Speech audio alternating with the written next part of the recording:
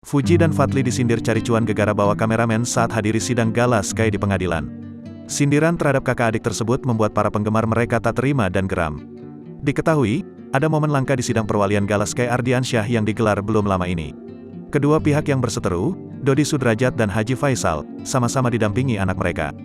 Bagi putri Dodi Sudrajat, Mayang, ini adalah kali pertama dia hadiri sidang gala. Sementara Haji Faisal dalam sidang beberapa hari yang lalu didampingi dua anaknya, Fujianti Utami biasa disapa Fuji dan Fadly Faisal. Keduanya tiba di sana beberapa menit setelah Mayang ikut masuk ke ruang sidang. Kekompakan keluarga Faisal yang menghadiri agenda sidang hak asuh gala menjadi sorotan publik dan menuai banyak simpati. Namun ada satu yang menjadi celah, yakni ketika Fuji membawa seorang kameramen yang tampak seperti sedang melakukan vlog untuk merekam kegiatan keluarga Haji Faisal sekeluarga. Hal tersebut terjadi saat Fuji kedapatan membawa kameramen. Salah seorang wartawan yang merekam kedatangannya pun mendadak bereaksi sinis lantaran ia menduga jika Fuji akan ngevlog demi meraup cuan.